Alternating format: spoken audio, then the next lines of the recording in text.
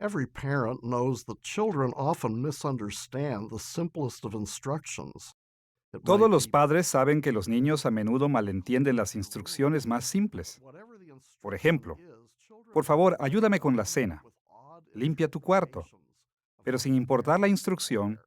los niños Sometimes it's encuentran la a willful interpretación decision on the incorrecta de lo que child's sus part, padres les and piden. other times the A veces esta es una misunderstanding decisión voluntariosa de parte del turns out niño, the right thing to pero en do, otras ocasiones sometimes la not. equivocación es genuina. And there is a good reason A for veces that, puede ser difícil saber whether qué we es lo realize correcto, it or not. y hay una buena razón para explicar esto. Nos demos cuenta o no, seguir aún las instrucciones más simples requiere que tengamos el conocimiento básico sobre muchas cosas, además de las instrucciones. Esto es fácil de ver cuando se trata de los niños pequeños, ya que a menudo carecen del conocimiento que ellos necesitan. Pero incluso como adultos, nosotros tenemos que apoyarnos en nuestro conocimiento general para seguir instrucciones. Y esto aplica directamente cuando se trata de entender lo que Dios pide de nosotros. Para saber qué hacer ante cualquier circunstancia dada, no solo debemos saber las instrucciones específicas que el Señor nos da, también debemos entender muchas otras cosas. Esta es la quinta lección de nuestra serie, Cómo tomar decisiones bíblicas, y la hemos titulado La perspectiva situacional, revelación y situación. En esta lección nos enfocaremos en la perspectiva circunstancial de la ética, enfatizando cómo una comprensión apropiada de situaciones puede ayudarnos a entender la revelación de Dios. A lo largo de estas lecciones, hemos enfatizado que el juicio ético implica la aplicación de la palabra de Dios a una situación por una persona. Este resumen resalta que hay tres dimensiones esenciales para cada pregunta ética, las cuales son la palabra de Dios, la situación y la persona en la toma de decisiones. Y en esta lección nos enfocaremos en dos de estas dimensiones, analizando la relación entre nuestra situación ética y las normas reveladas en la palabra de Dios. A lo largo de esta serie de lecciones, también hemos descrito la relación que hay entre la palabra de Dios, las situaciones y las personas en términos de tres perspectivas en la ética. Primero está la perspectiva normativa, que estudia la ética desde la perspectiva de la palabra de Dios. Esta perspectiva enfatiza las reglas o normas que Dios nos revela. En segundo lugar, la perspectiva circunstancial, también llamada perspectiva situacional, aborda la ética con un énfasis en la situación, considerando cómo los detalles de nuestras circunstancias se relacionan con nuestras decisiones éticas y cómo podemos trabajar con estas circunstancias para darle gloria a Dios. En tercer lugar, está la perspectiva existencial, que considera la ética desde la perspectiva de las personas que toman decisiones éticas. Esta perspectiva da énfasis a sus roles y características y las maneras en que deben cambiar para agradar al Señor. Estas tres perspectivas son verdaderas, valiosas y complementarias. Así que, el camino más inteligente es usar las tres perspectivas juntas, permitiendo a cada una ayudarnos en la comprensión de las otras. En esta lección en particular, nos acercaremos a la ética desde la perspectiva circunstancial, analizando cómo los diferentes elementos de nuestra situación deben decirnos qué decisiones tomar. Nuestra lección se dividirá en 4 secciones principales. Primero, consideraremos el contenido de la revelación, poniendo atención a lo que nos enseña la revelación sobre las situaciones éticas. En segundo lugar, hablaremos de la naturaleza de la revelación. Aquí nos enfocaremos especialmente en hacer notar que la revelación de Dios debe entenderse dentro del contexto de sus propias situaciones. En tercer lugar, hablaremos sobre algunas estrategias interpretativas hacia la revelación, que son populares, viendo algunas maneras en las que los cristianos han manejado el carácter circunstancial de la revelación. Y en cuarto lugar, nos dirigiremos a la aplicación de la revelación a nuestras situaciones modernas. Empecemos con el contenido de la revelación como una de las fuentes más importantes de información sobre nuestra situación.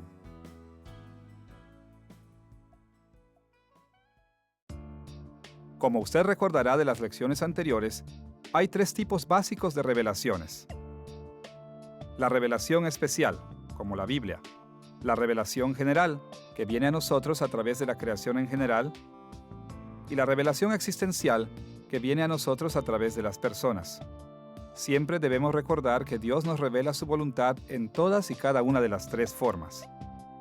Ahora, aunque la revelación es especial, general y existencial difieren en algunos aspectos, todas ellas comunican un contenido en la forma de hechos. Estos hechos incluyen todo lo que Dios revela sobre nuestra situación, como eventos, personas, objetos, ideas, deberes, acciones, incluso Dios y su revelación.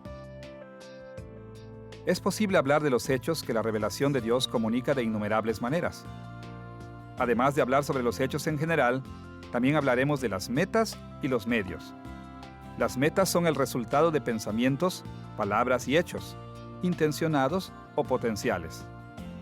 Estos son los fines por los que nosotros hacemos las cosas o por los que nosotros debemos hacer las cosas. Y los medios son las maneras de alcanzar nuestras metas.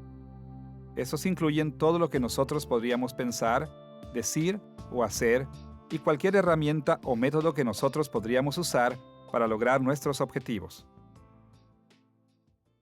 Echaremos un vistazo más de cerca al contenido de la revelación, mirando brevemente cada uno de los elementos circunstanciales que hemos mencionado.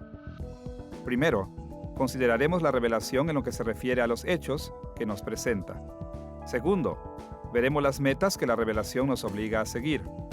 Y tercero, analizaremos los medios que la revelación nos enseña a usar cuando seguimos estas metas. Empecemos con los hechos generales que nos presenta la revelación. Ahora, por razones obvias, sería imposible enlistar cada hecho que nos comunica la revelación especial, general y existencial.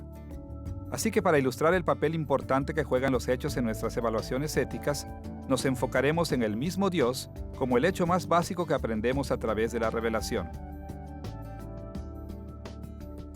Cuando estudiamos la perspectiva normativa en lecciones anteriores, vimos que el carácter de Dios es nuestra norma o modelo a seguir.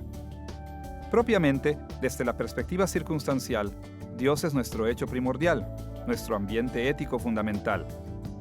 La realidad de la existencia de Dios gobierna sobre cualquier pregunta ética y nos obliga a vivir bajo la norma de su carácter. Claro, para poder saber nuestras obligaciones ante Dios, Él debe primero revelarse a nosotros. Y aquí es donde viene la revelación. A través de la revelación, Dios nos dice hechos sobre Él y hechos sobre Él lo que Él requiere. Sin la revelación, aún seguiríamos obligados a obedecer a Dios, pero no sabríamos cómo. Piense, por ejemplo, en la situación que usted enfrenta como ciudadano de un país. El gobierno es la autoridad del territorio y sus leyes son los medios por los cuales el gobierno ejerce poder sobre sus asuntos. El gobierno también ejerce poder de otras maneras. Tiene empleados que ejecutan sus órdenes. Tiene mapas que definen sus límites. Tiene tratados y otras relaciones con otras naciones. Tiene el dinero para administrar la economía y así sucesivamente. Todos estos son los medios por los que el gobierno ejerce su autoridad y controla esas cosas bajo su autoridad.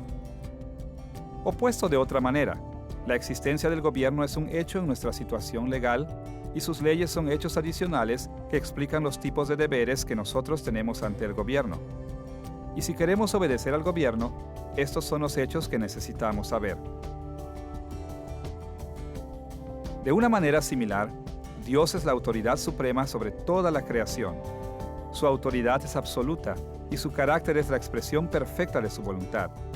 Así, cuando Él revela su carácter, esa revelación es el medio por el cual Dios ejerce el poder de una manera parecida a como los gobiernos humanos ejercen el poder por medio de sus leyes. Y así como los seres humanos obedecen las leyes civiles porque ellos se doblegan ante la autoridad del gobierno, toda la creación debe obedecer las leyes de Dios, doblegándose ante su autoridad. Además de comunicarnos los hechos, la revelación de Dios también nos enseña sobre un conjunto especial de hechos que son particularmente importantes para la ética, las metas correctas para la conducta cristiana y la toma de decisiones. When we speak of goals in ethics, we have in mind Al hablar de las metas en la ética, tenemos en mente los resultados esperados de nuestros esfuerzos. En muchos aspectos, esto es parecido a la manera en que nosotros nos fijamos metas para lograr cualquier cosa en la vida. Puedo fijarme la meta de despertarme a cierta hora cada día o de comprar un regalo para mi esposa en su cumpleaños.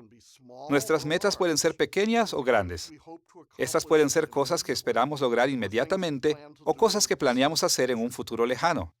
Pero cualquiera que sea el caso, nuestras metas dirigen nuestras acciones. Ahora, en la mayoría de los casos, nuestras metas son bastante complejas.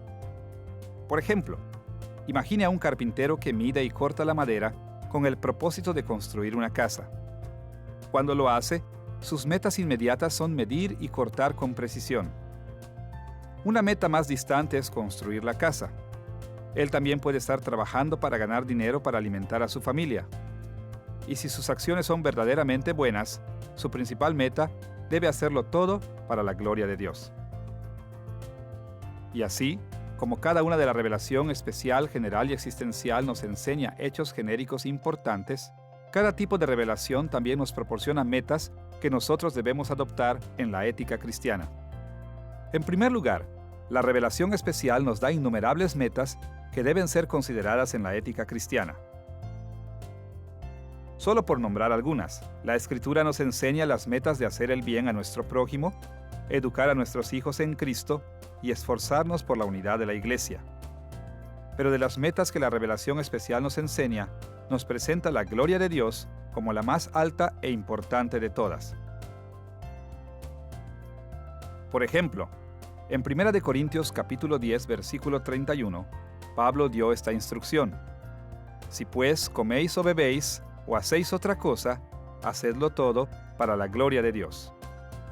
Incluso en las cosas más pequeñas en la vida, como escoger qué comer y beber, nuestra meta final debe ser glorificar a Dios. La revelación general también identifica muchas metas que son buenas y otras que son malas. Y así como la revelación especial, esta nos enseña que la mayor meta es glorificar y dar gracias a Dios. Escuche las palabras de Pablo en Romanos capítulo 1, versículos 20 y 21. Porque las cosas invisibles de Él, su eterno poder y deidad, se hacen claramente visibles desde la creación del mundo, siendo entendidas por medio de las cosas hechas, de modo que no tienen excusa. Pues habiendo conocido a Dios, no le glorificaron como a Dios ni le dieron gracias, sino que se envanecieron en sus razonamientos y su necio corazón fue entenebrecido. La gloria de Dios en la creación revela que debemos ser fieles a Dios y que debemos alabarlo, que debemos glorificarlo en todo lo que hacemos. Para abreviar, nos enseña a poner la gloria de Dios como nuestra meta más alta.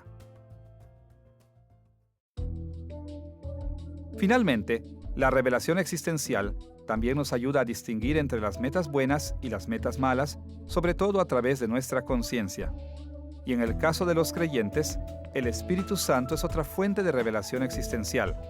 Se mueve entre nosotros para que sigamos las metas buenas y nos apartemos de las malas.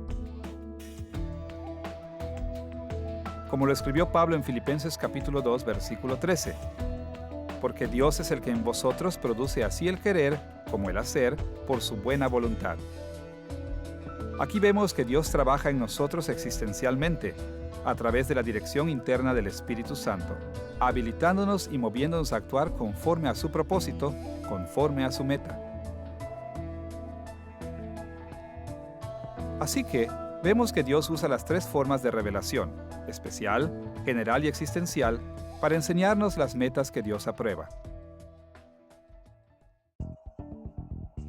Una vez visto el contenido circunstancial de la revelación en lo que se refiere a los hechos y las metas, ahora estamos listos para estudiar los medios que Dios ha revelado para que los usemos en nuestras situaciones éticas. A principios del siglo XVI, el filósofo político florentino Niccolò Machiavelli escribió un libro que ha llegado a ser conocido por el título El Príncipe. En muchos idiomas el nombre de Machiavelli es sinónimo del eslogan El fin justifica los medios. Su obra se ha vuelto algo infame por enseñar que en muchos de los casos los políticos deben violar los principios morales para lograr metas que benefician al Estado. Pero la revelación de Dios se nos presenta con una idea muy diferente. Para contestar cualquier pregunta ética de una manera bíblica, debemos saber no solo los hechos y las metas que Dios ha revelado, sino también debemos encontrar los medios apropiados que Dios ha revelado. Después de todo, el evaluar los hechos y fijar metas son cosas que influyen en nuestras acciones, pero nuestras acciones por sí solas son los medios que hemos escogido para lograr nuestras metas. Y como todos los cristianos saben, la Biblia tiene mucho que decir sobre cómo actuamos. Así que, lo que Dios ha dicho sobre los medios que escogemos es un elemento sumamente importante en nuestro proceso de toma de decisiones. Veamos las enseñanzas de Santiago en Santiago capítulo 2, versículos 15 y 16. Y si un hermano o una hermana están desnudos y tienen necesidad del mantenimiento de cada día, y alguno de vosotros les dice: id en paz, calentaos y saciaos, pero no les dais las cosas que son necesarias para el cuerpo, ¿de qué aprovecha? Es importante reconocer el hecho de que hay personas pobres con necesidad de comida y vestido, y también es importante fijarnos la meta de verlos arropados y alimentados. Pero los medios de alcanzar esta meta son críticos. De hecho, debemos darles comida y ropa. En este caso, Santiago pide a sus lectores buscar la visión principalmente de la revelación general y existencial, haciéndonos preguntas como: ¿qué medios están a mi alcance para ayudar a los pobres? Pero nosotros debemos siempre recordar que esa revelación especial tiene mucho que enseñarnos sobre los medios que debemos usar para lograr las metas divinas. One of the main ways Scripture teaches us about ethical means Una de las principales maneras en las que la Escritura nos enseña sobre los medios éticos es dándonos ejemplos que podemos considerar. Por un lado, encontramos muchos ejemplos negativos de personas que no actuaron admirablemente. Pero por otro lado, también encontramos muchos ejemplos positivos de personas que entendieron correctamente las normas de Dios, evaluaron correctamente sus circunstancias y así realizaron buenas acciones para lograr buenos fines. Por un lado, el apóstol Pablo mencionó ejemplos negativos en 1 Corintios capítulo 10, versículos 8 al 11, donde escribió estas palabras: Ni forniquemos, como algunos de ellos fornicaron, y cayeron en un día 23,000. Ni tentemos al Señor, como también algunos de ellos le tentaron, y perecieron por las serpientes. Ni murmuréis, como algunos de ellos murmuraron, y perecieron por el destructor. Y estas cosas les acontecieron como ejemplo, y están escritas para amonestarnos a nosotros. Pablo mencionó estos ejemplos negativos de las experiencias de los antiguos israelitas durante sus 40 años de deambular en el desierto. Dios les había dejado claro muchos hechos genéricos a los israelitas. También les había revelado las metas de su viaje. Pero mientras viajaban, los israelitas pecaron en gran manera, alejándose de los medios que Dios les había dicho que usaran para lograr sus metas. Medios como el vivir con devoción, puros en adoración y oración. Por el contrario, los israelitas prefirieron los medios de inmoralidad sexual, la idolatría y el quejarse.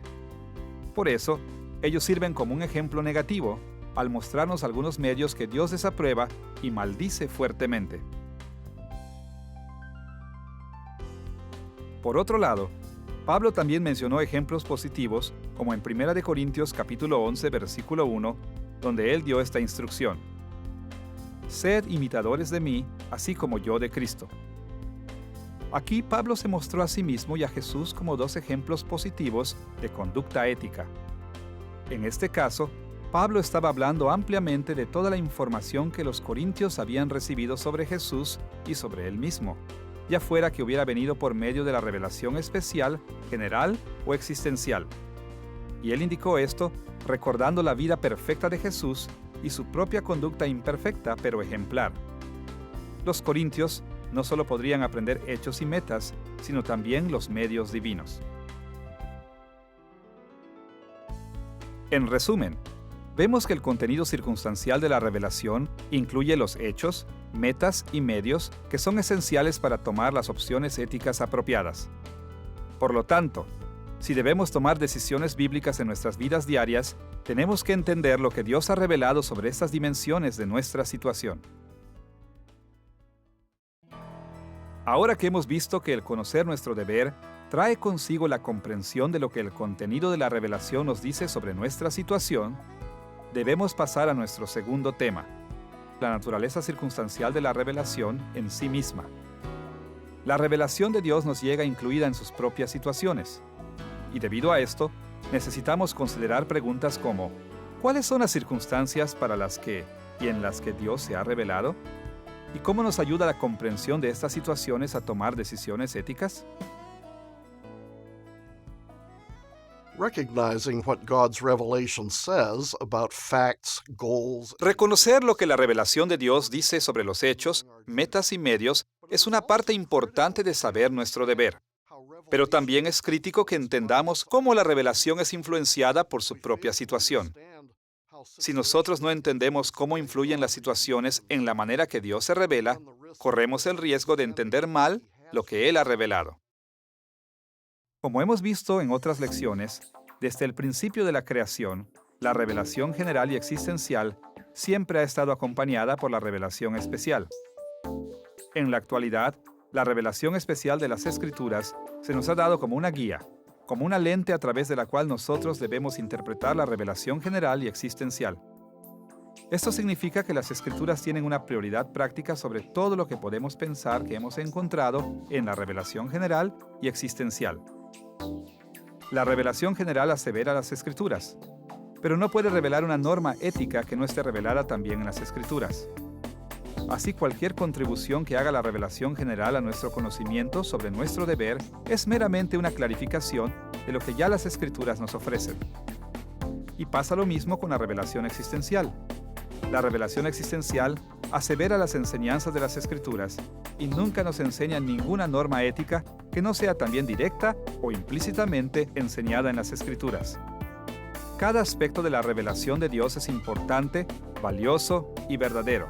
Pero debido a que las Escrituras son la clave para entender todo sobre la palabra de Dios, nuestro estudio sobre la naturaleza circunstancial de la revelación se enfocará particularmente en la Biblia.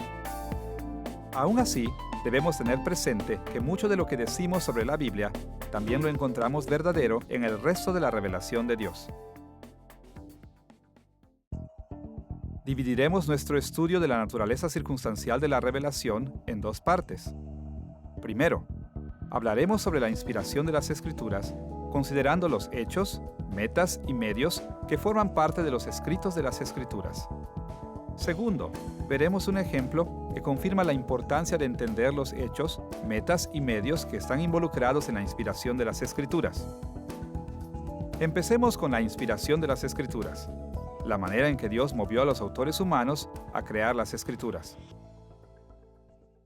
Las Escrituras son escritos humanos divinamente inspirados. El Espíritu Santo motivó y vigiló los escritos de los autores humanos para asegurar que todo lo que contienen es verdad. El Espíritu hizo esto de tal modo que guardó a los autores humanos de todo error, pero también conservó sus personalidades e intenciones en sus escritos. Como resultado de este proceso, el significado original de las Escrituras es el significado que el autor divino y los autores humanos de las Escrituras juntamente querían comunicar. Este no es un significado compuesto, como si el autor humano hubiera pensado en un significado y el Espíritu Santo hubiera pensado en otro significado diferente. Más bien, es un significado unificado en que el Espíritu Santo y el autor humano pensaron lo mismo. Desgraciadamente, muchos cristianos con buenas intenciones actúan como si Dios no nos hubiera dado las Escrituras en medio de situaciones históricas. Tratan la Biblia como si no tuviera tiempos, como si hubiera sido escrita sin la parte humana. Pero cuando nosotros consideramos lo que dijeron los escritores bíblicos sobre sus propios libros, vemos que este no es el caso. Las Escrituras fueron dadas en situaciones históricas. Esta doctrina de la inspiración se describe en muchas partes de la Biblia, pero nosotros nos limitaremos a dos textos que demuestran las contribuciones que ambos, el Espíritu Santo y los escritores humanos, hicieron al contenido de las Escrituras. En primer lugar, consideremos el papel del Espíritu Santo como el autor de las Escrituras. Escuche la manera en que Pedro explicó la naturaleza de la inspiración en 2 de Pedro capítulo 1, versículos 20 y 21. Ninguna profecía de la Escritura es de interpretación privada, porque nunca la profecía fue traída por voluntad humana, sino que los santos hombres de Dios hablaron siendo inspirados por el Espíritu Santo. Como lo mencionó Pedro aquí, la Biblia no es un escrito meramente humano. Es un libro escrito por hombres que fueron inspirados por el Espíritu Santo. Pedro nos asegura que todo lo que nosotros encontramos en las Escrituras lleva la autoridad de Dios y es absolutamente fidedigno. Ahora, en muchas ocasiones, maestros cristianos han malentendido este y otros textos bíblicos y han concluido que el Espíritu Santo es el único autor verdadero de las Escrituras. Estos maestros han creído erróneamente que los escritores humanos no hicieron ninguna contribución a sus propios escritos. Veamos entonces otro texto diferente. Este indica que los escritores humanos de las Escrituras también tuvieron gran participación en sus escritos. En Mateo capítulo 22, versículos 41 al 45, encontramos la siguiente conversación entre Jesús y algunos fariseos que se le oponían. Y estando junto a los fariseos, Jesús les preguntó diciendo: ¿Qué pensáis del Cristo? ¿De quién es hijo? Le dijeron: de David. Él les dijo: pues cómo David en el Espíritu le llama Señor, diciendo: dijo el Señor a mi Señor, siéntate a mi derecha, hasta que ponga a tus enemigos por estrado de tus pies. Pues si David le llama Señor, ¿cómo es su hijo? Aquí Jesús se refirió al Salmo 110, versículo 1, y se refirió a que para poder entender lo que el Espíritu Santo quería decir en este versículo, primero era necesario saber que David lo escribió, y segundo saber el significado original que David intentó comunicar. Para entender el significado original de cualquier escritura dada, tenemos que aprender muchos hechos sobre sus autores, así como sus circunstancias, experiencias, educación, teología y sus prioridades. Y a menudo, nuestra comprensión de estas cosas puede ser reforzada por otra información que viene de fuera de la Biblia, como hechos históricos, culturales y lingüísticos. Más allá de esto, tenemos que prestar atención a las metas de los autores de las Escrituras. ¿Cuáles fueron sus motivos? ¿Qué tipo de audiencia esperaban ellos que leerían sus escritos? ¿Y qué respuestas esperaban obtener de estos lectores? Después, tenemos que considerar los medios que los escritores bíblicos emplearon, cosas como el idioma en que ellos escribieron, el género de literatura que usaron, sus técnicas retóricas y las estructuras de sus pensamientos y argumentos. Para confiar propiamente en las Escrituras en la ética cristiana, debemos evaluar todos estos hechos, metas y medios para aprender por qué los autores de las Escrituras escribieron como lo hicieron, qué quisieron decir cuando las escribieron y cómo su audiencia original las habría entendido. Ahora que hemos descrito la naturaleza circunstancial de la inspiración de las Escrituras, debemos ver un ejemplo de la Biblia que confirma la importancia de considerar estos rasgos circunstanciales de la revelación.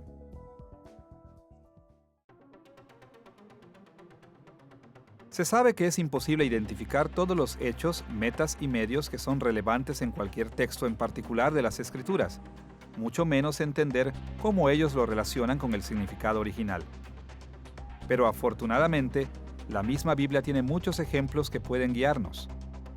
Los escritores bíblicos y personajes bíblicos confiables explicaron a menudo textos bíblicos escritos por autores anteriores. Y sus ejemplos nos proporcionan muchas oportunidades de ver la importancia de los aspectos circunstanciales de las Escrituras. Para ilustrar los tipos de consideraciones circunstanciales que debemos tener presente, veamos 1 Corintios capítulo 10, versículos 5 al 11, donde Pablo se enfocó en el carácter circunstancial del contenido del Antiguo Testamento sobre Israel en el desierto.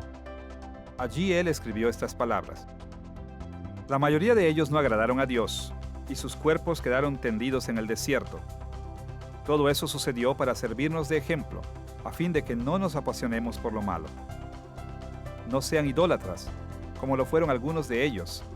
Según está escrito, se sentó el pueblo a comer y a beber, y se entregó al desenfreno.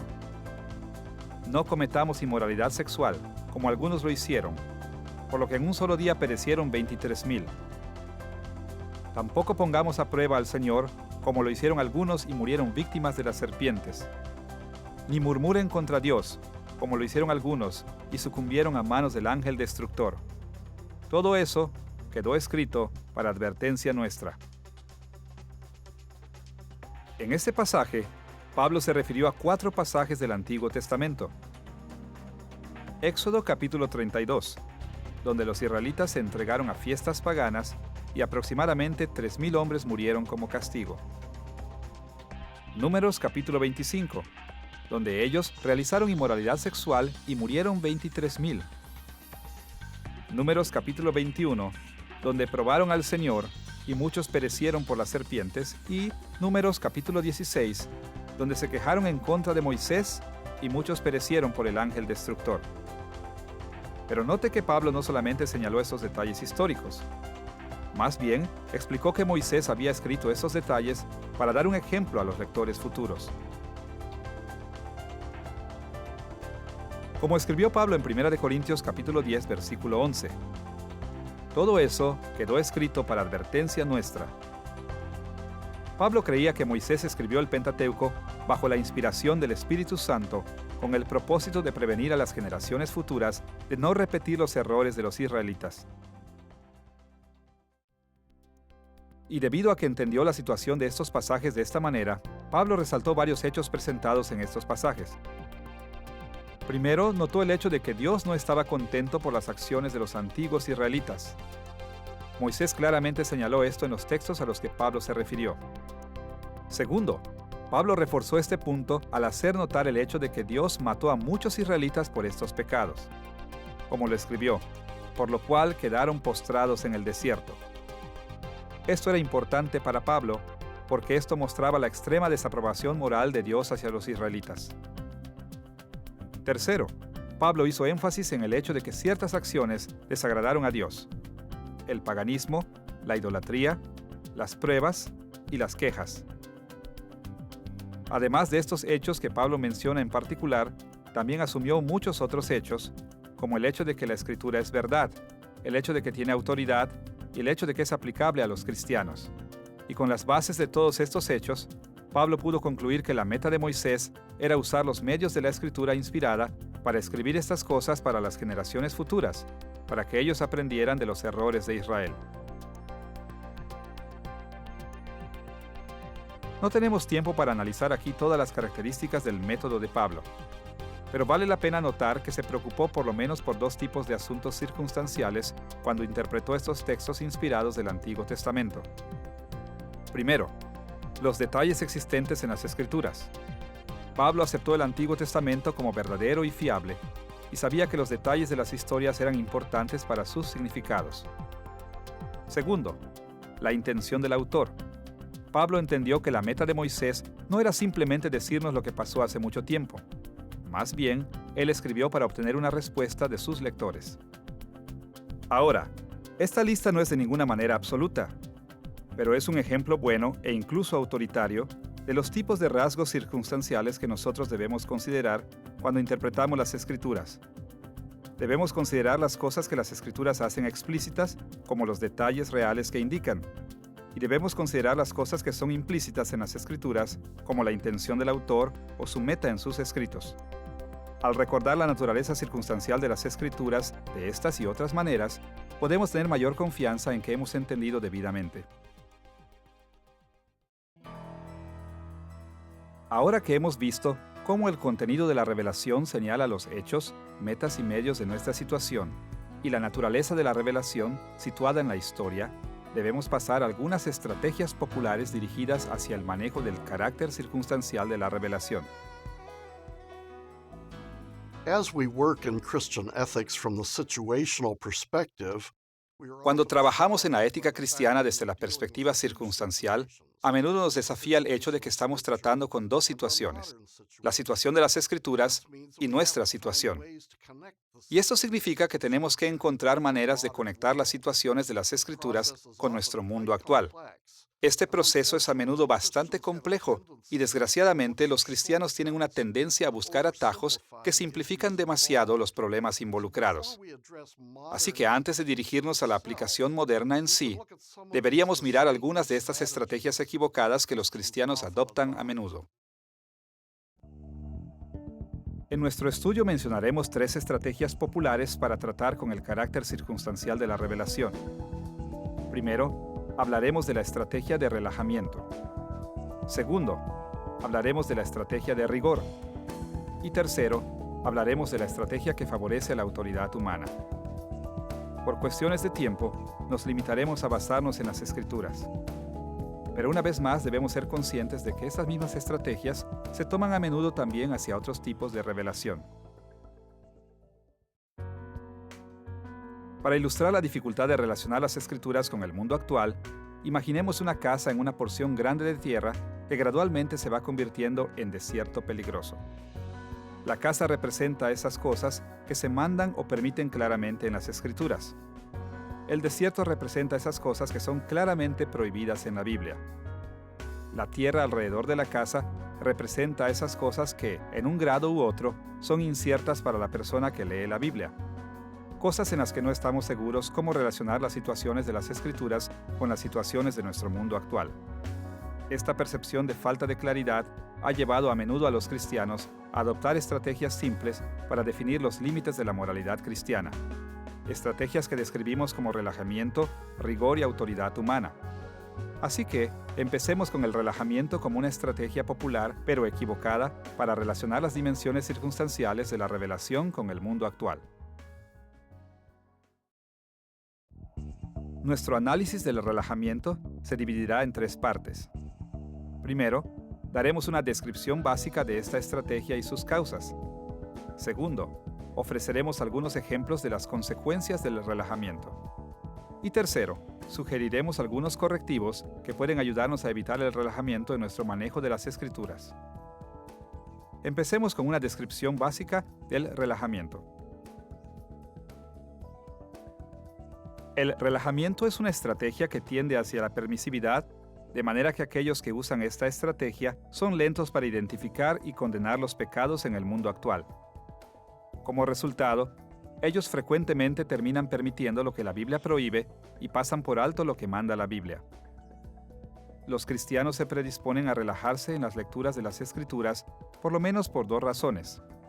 A veces, ellos creen equivocadamente que las situaciones en la Biblia son tan diferentes a las situaciones en la vida moderna que la Biblia no puede aplicarse a nuestros días. Otras veces, los cristianos adoptan una estrategia de relajamiento porque creen que las situaciones en la Biblia son no muy claras para aplicarse a la vida moderna. A menudo, esto es porque ellos piensan que los hechos, metas y medios en la Biblia son ambiguos o incluso desconocidos. Piense en lo que se refiere a nuestra ilustración de una casa en una porción grande de tierra que gradualmente se va convirtiendo en desierto peligroso. Como usted recordará, la casa representa esas cosas que se permiten claramente en las Escrituras. El desierto representa esas cosas que son claramente prohibidas en la Biblia. La tierra alrededor de la casa representa esas cosas en las que las instrucciones de las Escrituras son de alguna manera inciertas para el lector. Ahora, suponga que queremos construir una cerca alrededor de esas cosas que las Escrituras permiten, para así poder definir los límites de la moralidad cristiana.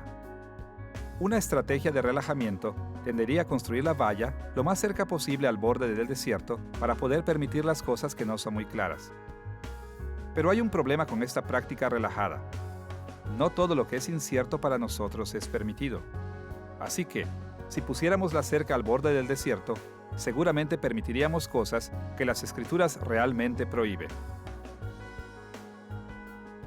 Así que, ya sea que demos por hecho que la situación bíblica es tan diferente de nosotros que no podemos aplicarla, o que insistamos en que es demasiado dudosa para aplicarla con toda confianza, el entendimiento relajado tiende a poner muy pocas restricciones en la conducta cristiana.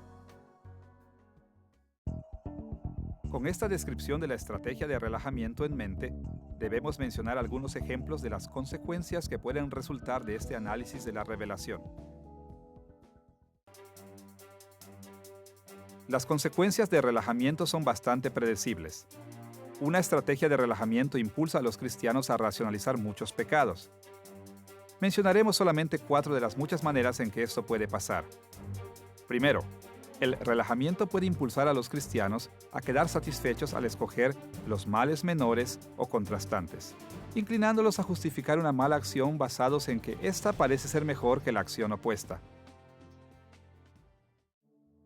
Imagine a un marido y esposa que han desarrollado un desprecio mutuo. Ahora, sabemos que la Biblia condena el divorcio sin la justificación apropiada y que exige a los esposos que se amen. Pero los cristianos que adoptan una actitud relajada pueden argumentar que la Biblia no es clara sobre lo que los cristianos deben hacer en esta situación en particular. Y podríamos aconsejar el divorcio basándose en que esto parece mejor que una relación llena de odio. Pero cuando nosotros evaluamos los hechos, metas y medios de las Escrituras de una manera responsable, encontramos que sí son bastante claras acerca de esta situación moderna. La verdadera solución es que todos los maridos y esposas se ajusten a las instrucciones morales de las Escrituras, arrepintiéndose de su propio pecado y aprendiendo a amarse entre sí en los lazos del matrimonio. Segundo, el relajamiento tiende a permitir excepciones inadecuadas a los mandamientos bíblicos. Esto pasa a menudo cuando los cristianos no ven que los mandamientos escritos se aplican a más situaciones que aquellas específicamente mencionadas en la Biblia. Por ejemplo, en los días de Jesús, algunas personas creían que siempre y cuando ellos no cometieran adulterio físico, no estaban violando el mandamiento contra el adulterio. Estaban relajados y no veían las verdaderas implicaciones de este mandamiento contra el adulterio en situaciones que no fueran la infidelidad física. Pero en Mateo capítulo 5, versículo 28, Jesús los corrigió diciendo: «Cualquiera que mira a una mujer para codiciarla, ya adulteró con ella en su corazón». Cuando no aprendemos los hechos, metas y medios relacionados al mandamiento en contra del adulterio, fácilmente podemos negar que tanto el adulterio como la lujuria violen la voluntad de Dios. Tercero, el relajamiento tiende a incitar a los cristianos a agregar calificaciones falsas a los mandamientos de la Biblia. Ellos imaginan hechos, metas o medios que la Biblia no indica y usan estas calificaciones imaginarias como excusas para ignorar los mandamientos de las Escrituras.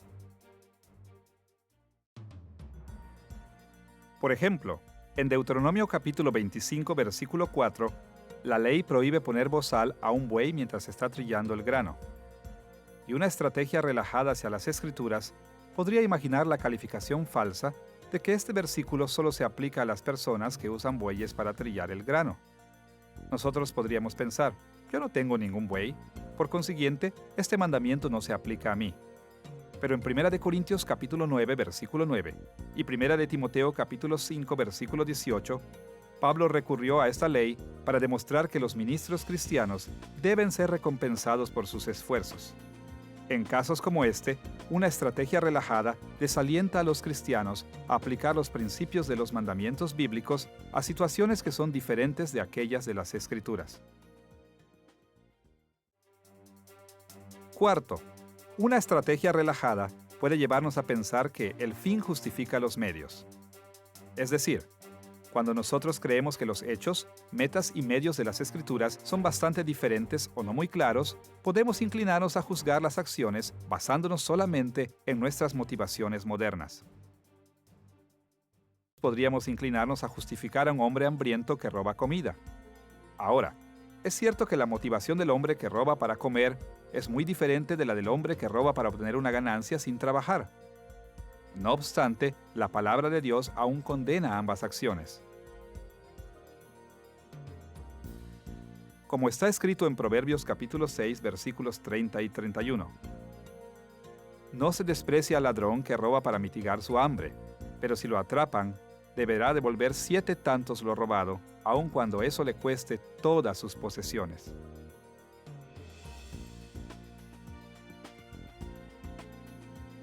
En resumen, una estrategia de relajamiento tiende a ser demasiado permisiva, permite lo que Dios prohíbe y por consiguiente nos oculta nuestro verdadero deber. Nos anima a manejar los detalles de la ley de Dios con toda licencia personal posible, buscando siempre maneras de evitar sus obligaciones. Una vez que hemos considerado la descripción y consecuencias del relajamiento, ofreceremos ahora algunos correctivos a esta estrategia equivocada hacia la revelación. Como hemos dicho, el relajamiento está normalmente basado en la creencia de que la escritura es tan diferente que es inaplicable, o en la creencia de que es muy dudosa como para ser aplicable. Así que, una de las mejores maneras de evitar este error es entender la similitud de la Biblia con el mundo actual, así como su claridad. Por un lado, la Biblia nos asegura que las situaciones de las Escrituras siempre son lo suficientemente similares a las nuestras como para hacer aplicaciones modernas. De una manera u otra, cada pasaje en la Biblia tiene algo que enseñarnos sobre la ética en el mundo actual. Como escribió Pablo en 2 de Timoteo capítulo 3 versículos 16 y 17. Toda la Escritura es inspirada por Dios y útil para enseñar, para redarguir, para corregir, para instruir en justicia, a fin de que el hombre de Dios sea perfecto, enteramente preparado para toda buena obra. Siempre que somos tentados a pensar que la Biblia es inaplicable porque sus situaciones son tan diferentes a las nuestras, nosotros debemos ver más de cerca tanto los hechos, metas y medios relacionados con las Escrituras como los hechos, metas y medios de la vida moderna. Si lo hacemos, podemos descubrir alguna relación que nos ayude a aplicar las Escrituras. Pero incluso, cuando encontramos que las situaciones de las Escrituras y la vida moderna aún parecen ser diferentes, no debemos concluir que la Biblia es inaplicable. Más bien, debemos admitir nuestras limitaciones, determinarnos a seguir estudiando el asunto y buscar la opinión de otras personas como pastores y maestros. Por otro lado, con respecto a la confusión de la Biblia también enseña que las Escrituras son lo suficientemente claras. Como escribió Moisés en Deuteronomio capítulo 29, versículo 29, «Las cosas secretas pertenecen a Jehová nuestro Dios, mas las reveladas son para nosotros y para nuestros hijos para siempre, para que cumplamos todas las palabras de esta ley». Dios proporcionó la Escritura para darnos el conocimiento de nuestro deber, y la diseñó para comunicársela no solo a la audiencia original, sino también a las generaciones futuras, o como leímos aquí, a nuestros hijos para siempre. The Bible is not equally clear in all areas, and not La Biblia no es igual de clara en todas las áreas, y no todo el mundo puede entender todos los pasajes. Pero la Escritura siempre es lo suficientemente clara para deducirla en las aplicaciones éticas. Así que, siempre que estemos tentados a pensar que la Biblia no es clara, debemos recordar que la falta de entendimiento está en nosotros, no en la Escritura. Y para corregir esta falla, necesitamos reexaminar los hechos, metas y medios de la Escritura, buscando su significado original. A veces esto ayudará a que entendamos suficientemente la Escritura como para aplicarla a la vida moderna. Y si aún así no la entendemos, debemos admitir nuestras limitaciones, determinarnos a seguir estudiando el asunto y buscar el consejo de aquellos que son más sabios que nosotros. Una vez que hemos visto que los errores emergen cuando adoptamos el relajamiento como nuestra estrategia, debemos ahora ver los errores que resultan de una estrategia de rigor en nuestra comprensión y aplicación de las Escrituras. Nuestro análisis de la estrategia de rigor procederá de la misma manera en que nuestro análisis sobre el relajamiento. Primero, presentaremos una descripción general del rigor como una estrategia. Segundo, daremos algunos ejemplos de las consecuencias del rigor. Y tercero, sugeriremos algunos correctivos que pueden ayudarnos a evitar usar esta estrategia pobre. Empecemos con una descripción de la estrategia de rigor.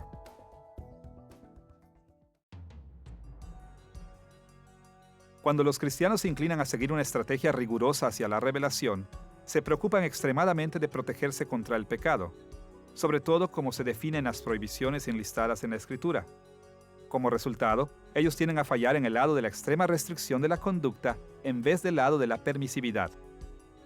Como la estrategia de relajamiento, la estrategia de rigor también resulta comúnmente en errar en creencias sobre la similitud de la Biblia con el mundo actual y sobre su claridad. Con respecto a la similitud de la Biblia con el mundo actual, una estrategia de rigor a menudo ve las situaciones en la Biblia tan similares a las nuestras que la Biblia es aplicable directamente a nuestras vidas. Esta estrategia da muy poca o ninguna consideración a las maneras en las que los hechos, metas y medios de las Escrituras difieren de aquellas en el mundo actual. Los cristianos que toman esta posición a menudo defienden que la aplicación apropiada consiste en hacer precisamente lo que se esperaba en los tiempos bíblicos.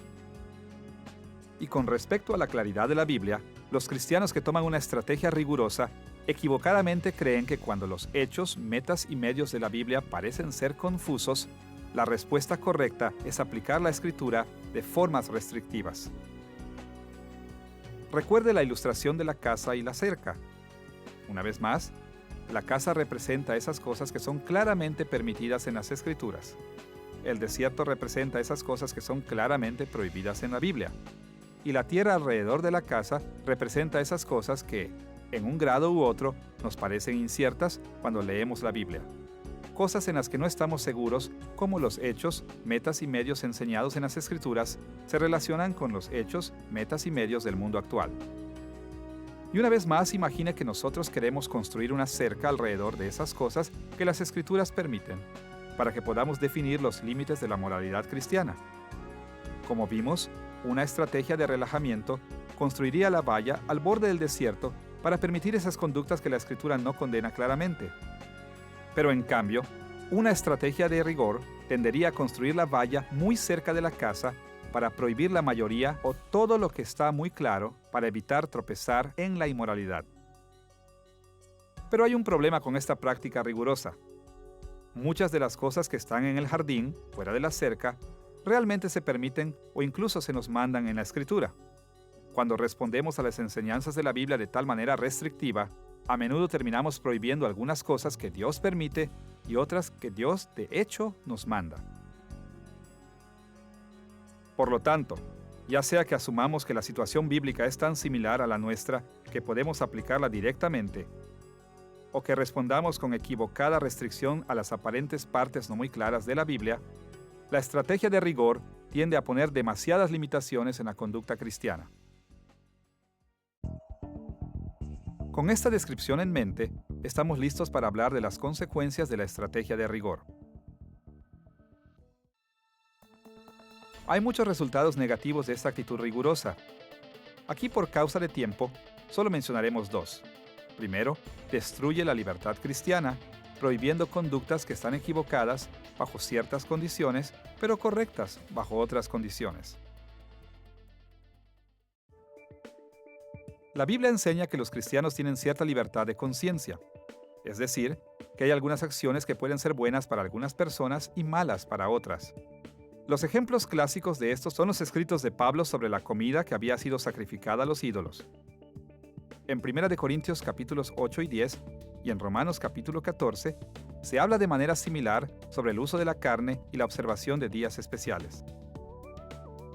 En estos capítulos, Pablo indicó que comer algo que se había sacrificado a los ídolos era aceptable para aquellos con la conciencia fuerte, pero pecaminoso para aquellos con la conciencia débil. A la luz de esto, Pablo dio los parámetros de quién podría comer de esta comida y bajo qué condiciones, pero la última determinación dependía de la conciencia del individuo. Ya que los asuntos de conciencia muchas veces no son muy claros, una estrategia de rigor tendería a prohibir a todos de comer esta comida para asegurarse de que nadie viole nunca su conciencia. Pero esto involucraría necesariamente el prohibirles a los cristianos con una conciencia fuerte el recibir las bendiciones de Dios. Y Pablo enseñó que este manto de prohibiciones es incorrecto. Como lo escribió en 1 Timoteo capítulo 4 versículos 4 y 5. Porque todo lo que Dios creó es bueno, y nada es de desecharse, si se toma con acción de gracias, porque por la palabra de Dios y por la oración es santificado. Segundo, una estrategia de rigor también inspira desánimo en los creyentes, convirtiendo la palabra de Dios en una carga pesada. Dios dio su palabra a su pueblo para bendecirlos, no para oprimirlos. Y hay muchos lugares en la Escritura que declaran esta idea. Por ejemplo, escuche las palabras de Jesús en Marcos capítulo 2, versículo 27. El día de reposo fue hecho por causa del hombre, y no el hombre por causa del día de reposo. Jesús enseñó que Dios había dado el mandamiento sabático para bendecir a su pueblo. Y en Romanos capítulo 9, versículos 4 y 5, Pablo incluyó la ley en su lista de tremendas bendiciones que Dios le había dado a Israel. Escuche lo que él escribió allí. Son israelitas de los cuales son la adopción, la gloria, el pacto, la promulgación de la ley, el culto y las promesas, de quienes son los patriarcas y de los cuales, según la carne, vino Cristo, el cual es Dios sobre todas las cosas, bendito por los siglos. Amén. Nadie discutiría que todas las cosas de esta lista son una gran bendición. Entonces, ¿por qué Pablo incluyó la ley? La respuesta es simple. Porque la ley realmente es una de las grandes bendiciones de Dios para su pueblo. Tristemente, la tendencia a condenar cualquier cosa que no esté explícitamente permitida tiende a convertir la palabra de Dios en una larga lista de prohibiciones. Y esto hace que los cristianos estén tan preocupados con guardar la ley que empiezan a pensar en Dios como un rudo capataz en lugar de un padre amoroso. Muchos incluso sienten que Dios está muy disgustado con ellos cuando no mantienen sus rigurosas normas que ellos mismos se han impuesto. Entonces, en resumen, una estrategia de rigor niega la libertad cristiana y nos inspira a abandonar toda esperanza. De esta manera, obstaculiza nuestros intentos de aprender nuestro deber y estorba nuestra capacidad de gozarnos en el Dios de nuestra salvación. Ahora que hemos presentado nuestra descripción de la estrategia de rigor, así como algunas de sus consecuencias, pasemos a algunos correctivos que pueden mantenernos alejados de este error. Como hemos visto, una estrategia de rigor generalmente depende de una de dos ilusiones. Por un lado, puede ser el resultado de la creencia equivocada de que los rasgos circunstanciales de las Escrituras son tan similares a los nuestros que la Biblia es directamente aplicable al mundo actual. Por otro lado, puede ser el resultado del punto de vista equivocado de que los hechos, metas y medios de las Escrituras son poco claros o incluso desconocidos. Así que, una buena forma de corregir el rigor es comprender que las situaciones modernas son bastante diferentes de las situaciones bíblicas, por lo cual no podemos simplemente imitar las aplicaciones que encontramos en las Escrituras. De hecho, debemos considerar las diferencias entre nuestras situaciones y las de la Biblia. Por ejemplo, considere el mandamiento de Éxodo capítulo 20, versículo 13. No matarás. Este mandamiento puede aplicarse muy directamente a algunos aspectos de la vida moderna. Por ejemplo, es fácil ver que este mandamiento prohíbe matar a un hombre para robar sus pertenencias. Pero se torna más difícil aplicar este mandamiento directamente a la vida moderna cuando consideramos situaciones como defensa personal o la guerra. Una estrategia de rigor podría tender a prohibir todos los asesinatos de los seres humanos, creyendo que el mandamiento se refiere a todas las posibles situaciones de la misma manera. Pero este concepto no concuerda con pasajes escritos donde los héroes militares de Israel son bendecidos por matar a los enemigos de Dios. Por ejemplo, escuche estas palabras de Hebreos capítulo 11, versículos 32 y 33. El tiempo me faltaría contando de Gedeón, de Barak, de Sansón, de Jefté, de David, así como de Samuel y de los profetas que por fe conquistaron reinos, hicieron justicia y alcanzaron promesas. Observe que la primera cosa por la que esos hombres son ensalzados es que ellos conquistaron reinos. Ellos eran líderes militares y jueces que tenían gran éxito derrotando a los enemigos de Dios en la guerra. A la luz de hechos como estos, debemos buscar una interpretación más bíblica de la aplicación del mandamiento contra el asesinato. Debemos reconocer que las situaciones a las que se refiere el mandamiento contra el asesinato no son precisamente las mismas a las situaciones involucradas en la guerra y la defensa personal. Y debemos analizar otros pasajes bíblicos que también afectan estas situaciones, buscando una conclusión que concuerde con toda la Escritura. Las respuestas probablemente serán diferentes de un caso a otro e incluso de una persona a otra. Además de obtener una visión correcta de las diferencias entre las situaciones bíblicas y las modernas, nosotros también podemos evitar una estrategia de rigor, recordando que la Escritura siempre es lo suficientemente clara para comunicar la voluntad de Dios con respecto a la ética cristiana. Ya hemos hablado de este correctivo en nuestro estudio anterior del correctivo al relajamiento. Pero como un recordatorio, escuchemos una vez más las palabras de Moisés en Deuteronomio capítulo 29, versículo 29. Las cosas secretas pertenecen a Jehová nuestro Dios, mas las reveladas son para nosotros y para nuestros hijos para siempre, para que cumplamos todas las palabras de esta ley. Dios proporcionó las Escrituras para que los antiguos israelitas, al igual que las generaciones futuras como nosotros, supiéramos nuestro deber. Y esto implica que los hechos, metas y medios de las Escrituras están bastante claros para que podamos discernir nuestras obligaciones, para que no tengamos que acudir a las estrategias rápidas y fáciles como el rigor. Ahora que hemos analizado las estrategias de relajamiento y rigor, pasaremos a la estrategia de la autoridad humana como una tercera estrategia equivocada, muy popular además, para manejar consideraciones circunstanciales. Una vez más, procederemos considerando primero una descripción de esta estrategia, pasando después a sus consecuencias y finalmente a un correctivo. Comencemos con nuestra descripción de la estrategia de autoridad humana. Cuando los intérpretes tienen una predisposición hacia la autoridad humana, tienen una tendencia muy fuerte a no estar de acuerdo con la manera de pensar de otros seres humanos. Esta autoridad humana puede influir en un líder de la iglesia, un maestro secular o incluso un padre o amigo, o puede tomar la forma de puntos de vista tradicionales o eclesiásticos de las enseñanzas éticas de la Biblia. Ahora, es importante recordar que todas estas autoridades humanas pueden desempeñar papeles positivos en el proceso interpretativo. Tenemos una larga y honorable tradición de teología en la Iglesia, y muchos estudiosos han descubierto información muy útil sobre los hechos, metas y medios de las Escrituras. E incluso, la comunidad secular ha aportado muchos puntos de vista valiosos en situaciones de las Escrituras. Así que, tenemos razón al considerar estas autoridades humanas al investigar las enseñanzas éticas en las Escrituras. No obstante, estas tradiciones y comunidades humanas son falibles, por lo que los creyentes nunca deben someterse ciegamente a tales autoridades. Recuerde una vez más la ilustración de la casa y la cerca, donde el desierto representa esas cosas que son claramente prohibidas. La casa representa esas cosas que son claramente permitidas, y la tierra alrededor de la casa representa esas cosas que son algo inciertas en la Escritura.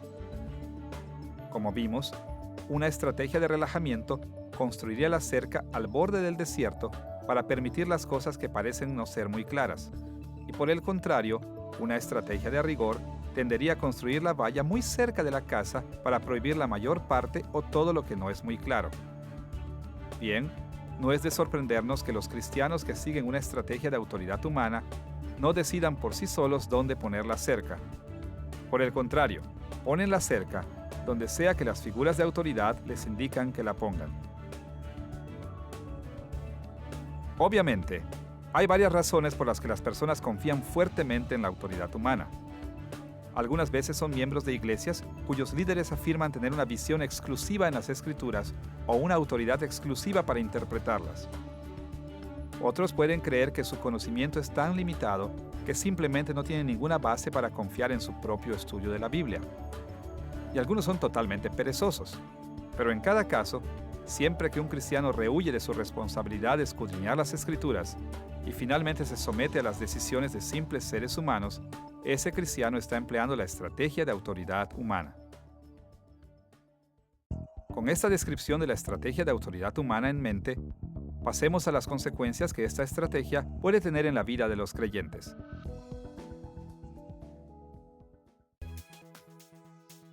Solo consideraremos dos de los muchos problemas que pueden surgir cuando dependemos demasiado de la autoridad humana, empezando con el rechazo de la autoridad suprema de la Escritura. Para todos los propósitos prácticos, cuando las personas se someten completamente a los juicios de autoridades humanas, rechazan la Biblia como su norma fundamental revelada. Tomemos en cuenta un ejemplo del Nuevo Testamento. Según los Evangelios, Jesús se encontró con muchos fariseos que rechazaron la autoridad suprema de la Escritura basándose en interpretaciones tradicionales. Escuche las palabras de Jesús en Mateo capítulo 15, versículos 4 al 6. Dios dijo: honra a tu padre y a tu madre. Ustedes, en cambio, enseñan que un hijo puede decir a su padre o a su madre: cualquier ayuda que pudiere darte, ya la he dedicado como ofrenda a Dios. En este caso, el tal hijo no tiene que honrar a su padre. Así, por causa de la tradición, anulan ustedes la palabra de Dios. Los fariseos no rechazaban la Escritura. Por el contrario, ellos tomaban la Escritura en muy alta consideración, pero en comparación valoraban mucho más sus interpretaciones tradicionales de las Escrituras. Seguramente compararon estas comprensiones de la Escritura y las encontraron carentes, pero en cambio, los fariseos aceptaron interpretaciones que no se alineaban con los hechos, metas y medios de las Escrituras, por lo que Jesús los condenó. Un problema que se relaciona con venerar las decisiones humanas más que las Escrituras es la transferencia de interpretaciones falsas.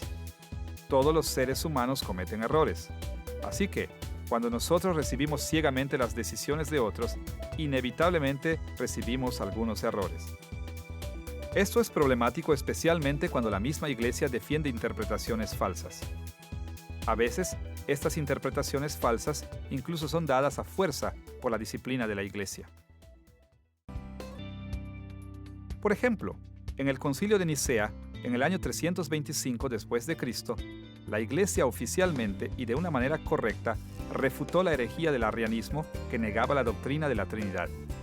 Sin embargo, en el Segundo Concilio de Sirmium, en el año 357 después de Cristo, la Iglesia cambió su posición y afirmó el arrianismo. Y varios concilios locales confirmaron este movimiento en los años subsecuentes. Durante este tiempo, Atanasio, el obispo de Alejandría, fue desterrado repetidamente por oponerse al arrianismo. En este tiempo, fue considerado un hereje por mantener sus puntos de vista de la Trinidad que hoy nosotros consideramos ortodoxos. En resumen, una estrategia de autoridad humana puede tener resultados devastadores. Entre otras cosas, puede crear un rechazo a la autoridad absoluta de las Escrituras y puede llevarnos a adoptar doctrinas falsas. En estos casos, se nos oculta la verdad de la revelación de Dios, de manera que no nos permite ver nuestro deber. Ahora que hemos visto la descripción y consecuencias de la estrategia de autoridad humana, analicemos un correctivo que puede ayudarnos a evitar este error. El correctivo es bastante simple, y se trata de que siempre debemos mantener la supremacía de las Escrituras como nuestra mayor norma revelada. La Iglesia y sus tradiciones son autoridades menores sobre nosotros y realmente nos pueden ayudar a entender las Escrituras, pero no pueden atar nuestras conciencias de la misma manera que lo hacen las Escrituras. Como Jesús lo señaló en sus palabras a los fariseos, nuestra obligación es obedecer las palabras de la Escritura según su significado original. La Confesión de Fe de Westminster, capítulo 1, sección 10, presenta un resumen útil de esta idea. Escuche sus palabras. El juez supremo, por el cual deben decidirse todas las controversias religiosas, todos los decretos de los concilios, las opiniones de los hombres antiguos, las doctrinas de hombres y de espíritus privados, y en cuya sentencia debemos descansar, no es ningún otro más que el Espíritu Santo que habla en las Escrituras. Las Escrituras son las mismas palabras de Dios, y ninguna tradición o interpretación humana puede hablar con la autoridad incuestionable de Dios. Así que debemos someternos a lo que nosotros creemos que las Escrituras revelan a través de sus hechos, metas y medios. Hablando prácticamente, esto significa que debemos medir cada juicio humano hecho a las Escrituras. En lugar de estar satisfechos simplemente con aceptar los juicios humanos falibles, incluso los juicios de la Iglesia, debemos escudriñar las Escrituras para ver si las cosas que estas autoridades dicen son verdad. Esta fue la misma situación por la que Lucas exaltó a los cristianos en la ciudad de Berea en Hechos capítulo 17, versículo 11. Y estos bereanos eran más nobles que los que estaban en Tesalónica, pues recibieron la palabra con toda solicitud, escudriñando cada día las Escrituras para ver si estas cosas eran así.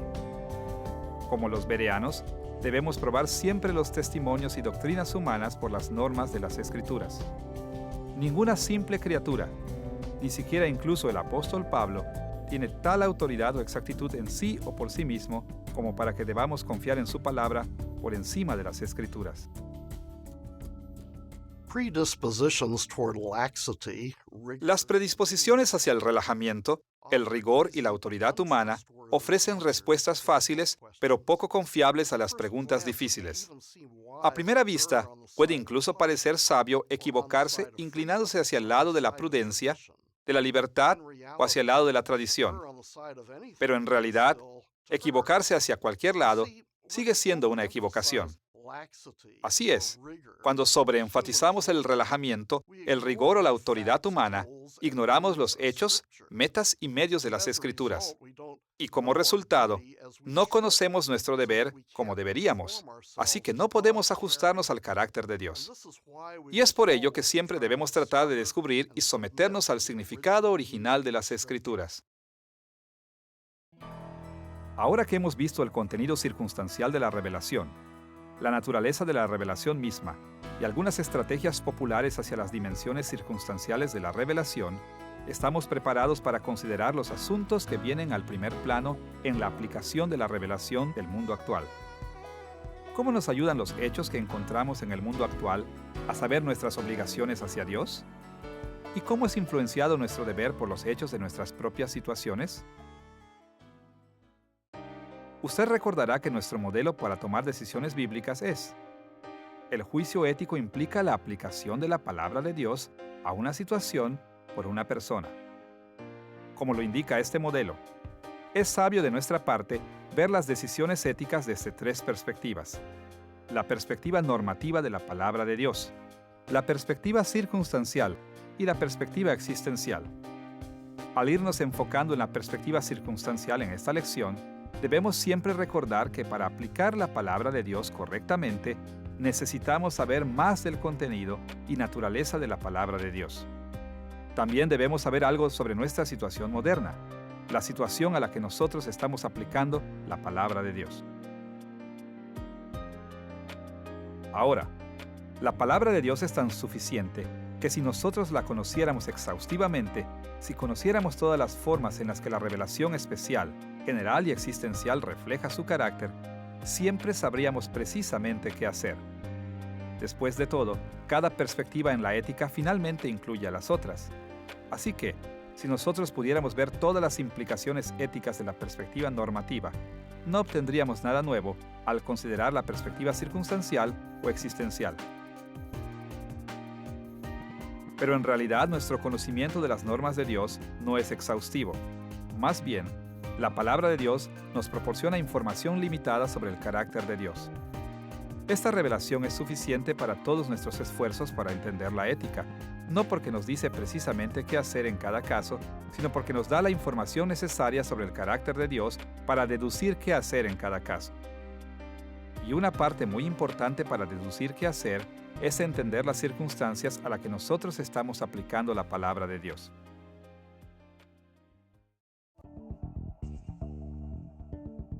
Nuestro estudio sobre la aplicación de la revelación nos lleva una vez más a tres consideraciones circunstanciales. Primero, consideraremos la necesidad de entender los hechos de nuestras circunstancias modernas. Segundo, nos enfocaremos en las metas modernas. Y tercero, consideraremos los medios modernos por los cuales Dios nos permite seguir estas metas modernas. Y a lo largo de cada una de estas secciones, mostraremos nuestros puntos de vista recurriendo a las leyes bíblicas con respecto a la comida. Empecemos con los hechos de nuestras circunstancias modernas. El punto importante que queremos enfatizar en esta sección es que los cambios en los hechos requieren cambios en la aplicación de la palabra de Dios. Y para demostrar esta idea, veremos la manera en la que la misma Escritura hace uso de este principio. En particular, analizaremos tres períodos históricos diferentes: los días del Éxodo bajo Moisés, los días cuando la nación de Israel habitó la tierra prometida, y los días de la Iglesia del Nuevo Testamento después de la ascensión de Cristo al cielo. Ahora, es importante alcanzar un equilibrio cuando consideramos los hechos de estos tres períodos. Hay tanto similitudes como diferencias que debemos recordar. Por un lado, Hay muchas similitudes entre los tres períodos con respecto al carácter de Dios. El carácter de Dios es inmutable, no puede cambiar, y por lo tanto, en cada uno de estos períodos de la historia, el hecho de la existencia de Dios y los atributos particulares del carácter de Dios permanecen iguales. Por otro lado, en cada uno de estos períodos históricos, la humanidad estaba caída y en pecado, en una necesidad desesperada de la guía moral de Dios. Y con respecto a la comida específicamente, encontramos la similitud de que en cada uno de estos períodos, la comida debía ser ingerida para la gloria de Dios. Y esta situación real sigue estando latente en nuestros días también. Pero por otro lado, la Escritura deja claro que también hay diferencias entre los hechos de estos tres períodos, de tal manera que algunas acciones que en algunos períodos se consideraban pecado, en otros períodos no lo son. Veamos cómo los hechos relacionados a la comida cambiaron a lo largo de la historia. En los días del Éxodo, el pueblo de Israel se gobernaba por leyes relativamente estrictas. Solo se les permitía comer animales puros de ciertas maneras. Solo como un ejemplo, según Levítico capítulo 17, versículos 3 y 4, durante su viaje a la tierra prometida, era pecado para los israelitas matar y comer ciertos animales limpios, a menos que primero fueran presentados como una ofrenda al Señor en el tabernáculo. Pero ya que los israelitas quedaron bien establecidos y se extendieron a lo largo de la tierra prometida, las Escrituras dejan claro que se gobernaban por leyes relativamente relajadas. De hecho, el mismo Moisés se anticipó a esta posterior situación. Según Deuteronomio capítulo 12, versículo 15, cuando los israelitas se establecieron en la tierra, se les permitiría matar y comer cualquier animal limpio en sus propios pueblos sin tener que presentarlo en sacrificio ante el Señor. Y después de la muerte expiatoria de Jesús y su ascensión al cielo, la Iglesia se gobernó por leyes permisivas con respecto a la comida. Conforme aprendemos a través de la visión de Pedro en Hechos capítulo 10, versículos 9 al 16, Dios declaró que todos los animales eran limpios para no poner una piedra de tropiezo en el camino de los gentiles hacia la Iglesia. Y la realidad es que estas similitudes y diferencias existentes influyeron en los juicios éticos. En la medida que los hechos eran los mismos, los juicios basados en esos hechos también eran los mismos. Por ejemplo, un juicio que permaneció igual fue el juicio de que Dios es bueno, y otro fue el juicio de que la humanidad es pecadora, y la comida aún debe comerse para la gloria de Dios. Estos y muchos otros juicios éticos permanecieron relativamente sin cambios a lo largo de estos períodos porque los hechos en los que se basaron permanecieron sin cambios. Pero en la medida en que los hechos eran diferentes en cada período, los juicios éticos también eran diferentes. Durante el Éxodo, con respecto a ciertos animales, el juicio debía ser comer solo animales limpios que se hubieran ofrecido a Dios. En la tierra prometida, el juicio debía ser comer solo animales limpios. Y en el período de la Iglesia del Nuevo Testamento, debía ser comer cualquier animal. En cada período, el carácter de Dios permaneció sin cambios, pero las obligaciones que marcó su carácter dependiendo de la conducta variaron a la luz de las circunstancias conforme fueron cambiando. Ahora, al ver estas similitudes y diferencias, podemos ver que estas son instructivas para los cristianos modernos. En términos generales, los mismos hechos son compartidos en común con todas las edades. La existencia de Dios y el carácter de Dios no han cambiado y la humanidad sigue estando caída y en pecado. También la comida aún debe ingerirse para la gloria de Dios. Por lo tanto, como resultado, los juicios de que Dios es bueno, la humanidad es pecadora y glorificar a Dios con la comida deben seguirse afirmando. Pero, ¿cómo debemos juzgar el pecado de la comida a la luz de los verdaderos cambios que han ocurrido? Bien, hay muchas diferencias entre nuestros hechos y aquellos de Israel en los días del Éxodo y la vida de Israel en la tierra prometida. Durante el Éxodo, se aplicaban leyes estrictas llevando al juicio de comer solo animales limpios que se habían ofrecido a Dios. Y en la tierra prometida, las leyes relajadas se aplicaban llevando al juicio de comer solo animales limpios.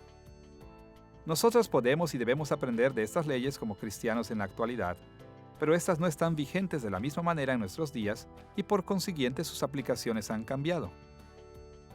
En este asunto, nuestras circunstancias están a la par con la iglesia primitiva. Así que, el pecado de la comida aún debe manejarse según las leyes permisivas. Hechos capítulo 10, versículos 9 al 16, al igual que otros pasajes como 1 Corintios capítulos 8 al 10 y Romanos 14, nos enseñan que el juicio de comer cualquier animal continúa estando vigente para la Iglesia. Para demostrar este punto, veamos solo un pasaje que deja clara esta enseñanza. Escuche las palabras de Pablo en 1 de Timoteo capítulo 4 versículos 2 al 5. Hipócritas y mentirosos, prohibirán casarse y mandarán abstenerse de alimentos que Dios creó, para que con acción de gracias participaran de ellos los creyentes y los que han conocido la verdad, porque todo lo que Dios creó es bueno, y nada es de desecharse, si se toma con acción de gracias, ya que por la palabra y por la oración es santificado. En un grado u otro, cada juicio ético nos pide que identifiquemos las similitudes y diferencias entre los hechos actuales y los hechos bíblicos para también rendir juicios éticos acordes.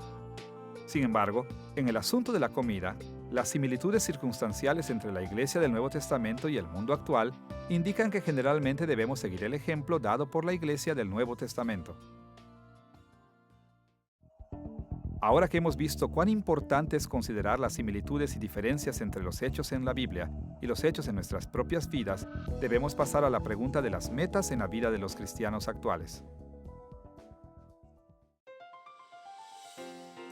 Consideremos una vez más las leyes de la comida en tiempos del Éxodo, la vida de Israel en la tierra prometida y la Iglesia del Nuevo Testamento. En los días de Moisés, el propósito de las leyes de la comida era honrar la santidad de Dios y asegurar la santificación de su pueblo a su servicio. La meta era la santidad humana que reflejaba la santidad de Dios. Por ejemplo, en Levítico capítulo 11, versículos 44 y 45, el Señor le dijo a su pueblo: «No contaminéis vuestras personas con ningún animal que se arrastre sobre la tierra. Sean pues santos, porque yo soy santo». Y estas metas bastante generales continuaron vigentes a lo largo de los períodos del Éxodo, de la vida de Israel en la tierra prometida y de la Iglesia, aunque las leyes de la comida fueron cambiadas en estos últimos períodos.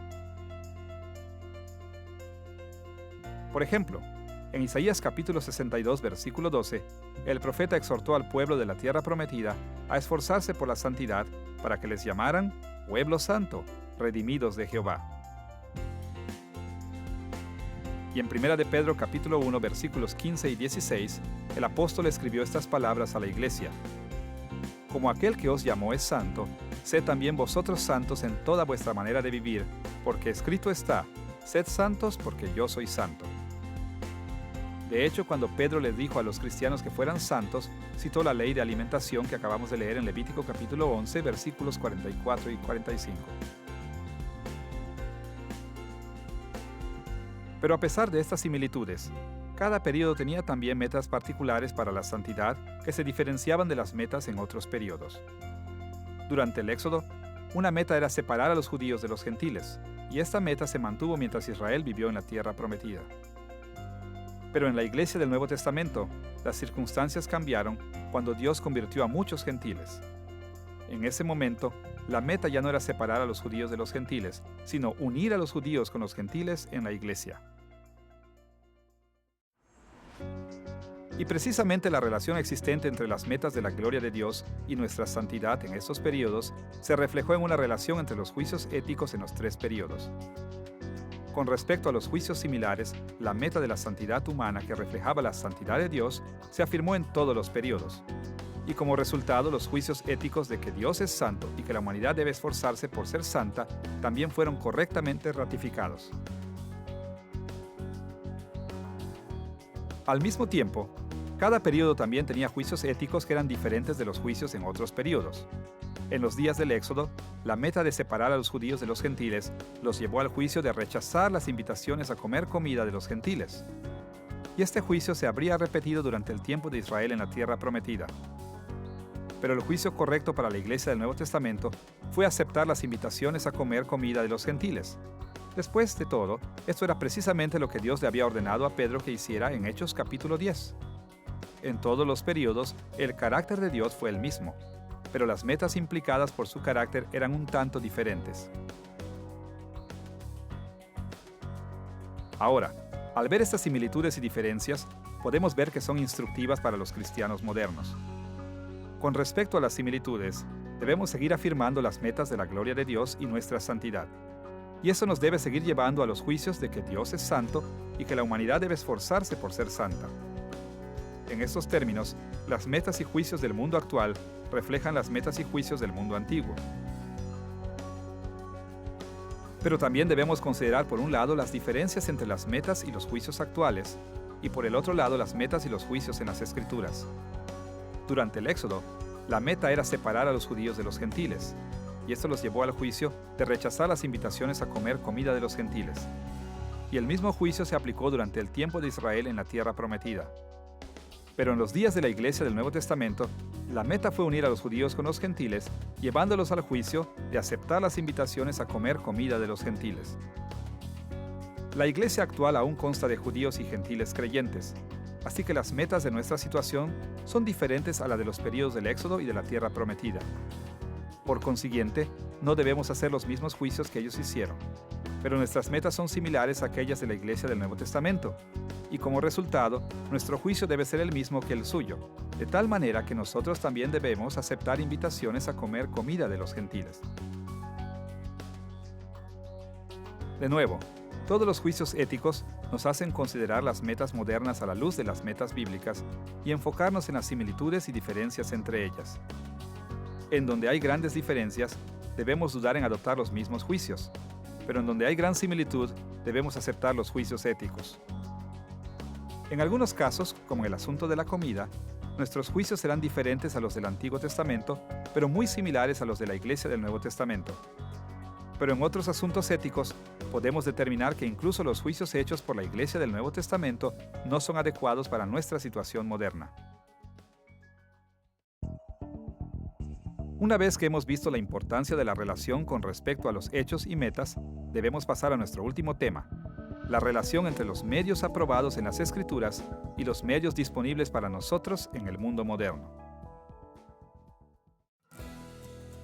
Veamos por última vez las leyes de la comida de los períodos del Éxodo bajo Moisés, la vida de Israel en la tierra prometida y la Iglesia del Nuevo Testamento, para ilustrar la importancia de considerar las similitudes y diferencias de los medios.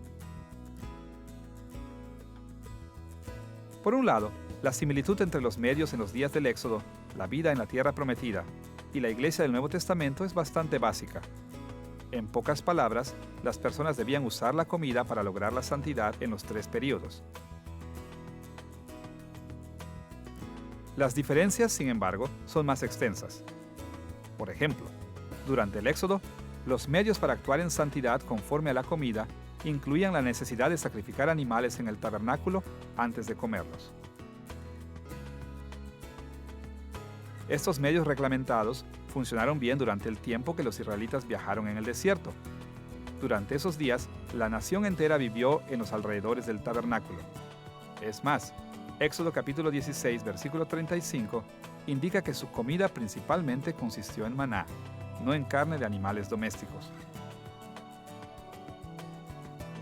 Pero en la tierra prometida, muchos vivían lejos del tabernáculo y lejos del templo que Salomón construyó después en Jerusalén. Es más, Dios había dejado de proporcionarles el maná, y las personas estaban comiendo más animales domésticos.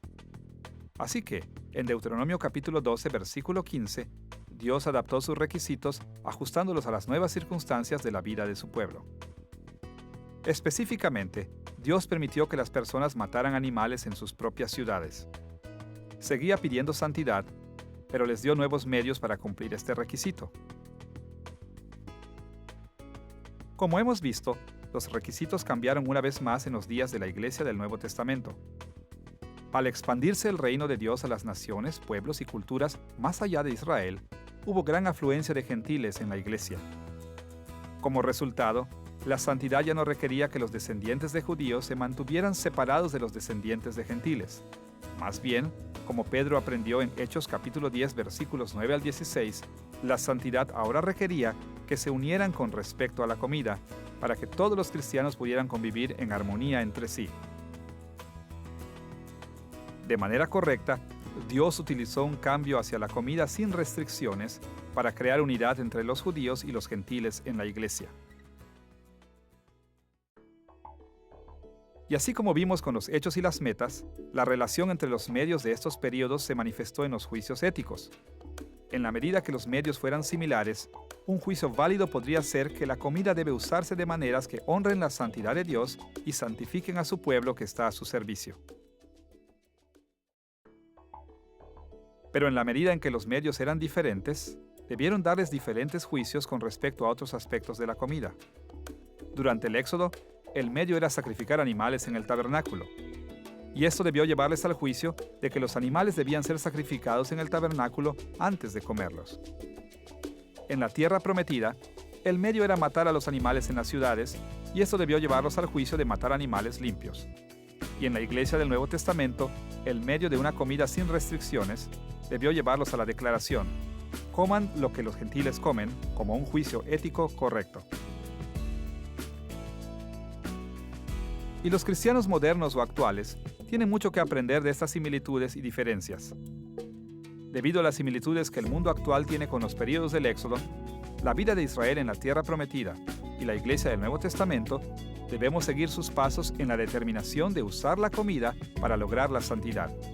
Y este medio debe llevarnos a afirmar el juicio ético de que la comida debe usarse de manera que honre la santidad de Dios y que santifique a su pueblo, incluso en el mundo moderno o actual. También podemos aprender de las diferencias entre los medios usados en estos periodos de la historia. Nosotros no vivimos cerca del tabernáculo, como vivía el pueblo de Dios durante el Éxodo, cuando el medio era sacrificar a los animales en el tabernáculo y el juicio era que los animales debían sacrificarse en el tabernáculo. Tampoco vivimos en una nación completamente judía que debe permanecer separada de los gentiles, como era el caso en la tierra prometida, cuando el medio era matar a los animales en las ciudades, y el juicio era matar animales limpios antes de comerlos. Así que, no debemos usar los medios que el pueblo de Dios empleó en estos periodos o dar juicios basados en esos medios. Pero considere la iglesia del Nuevo Testamento. Ellos usaron el medio de una comida sin restricciones e hicieron el juicio de comer lo que los gentiles comen para mantener la unidad dentro de la iglesia. Y como nuestra situación es esencialmente igual a la de ellos, debemos usar los mismos medios y debemos dar el mismo juicio. Al igual que con los hechos y metas, habrá algunos casos en los que la situación de la iglesia del Nuevo Testamento difiera de la nuestra, por la que no siempre podemos usar los mismos medios ni podemos dar los mismos juicios que la iglesia del Nuevo Testamento dio. Cada norma revelada a nosotros debe aplicarse con diligencia y sabiduría, y no con una simple imitación de la conducta de las Escrituras. En esta lección, hemos investigado 4 temas que nos ayudan a entender la relación entre la revelación y las situaciones conforme buscamos conocer nuestro deber ante Dios. Hemos estudiado el contenido de la revelación perteneciente a las situaciones, la naturaleza de la revelación, varias estrategias populares interpretativas hacia la revelación y la aplicación de la revelación a nuestras situaciones modernas. Y esto lo hemos visto para ayudarnos a entender que, para tomar decisiones bíblicas, debemos considerar la manera en que cada uno de estos factores circunstanciales contribuye a nuestro conocimiento de nuestro deber.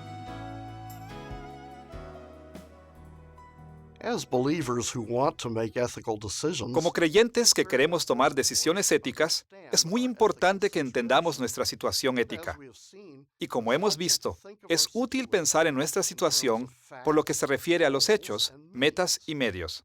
Si atendemos a estas preocupaciones, podremos entender mejor la revelación de Dios. Y cuando lo hagamos, estaremos mejor preparados para hacer juicios que se ajusten al modelo bíblico para tomar decisiones éticas.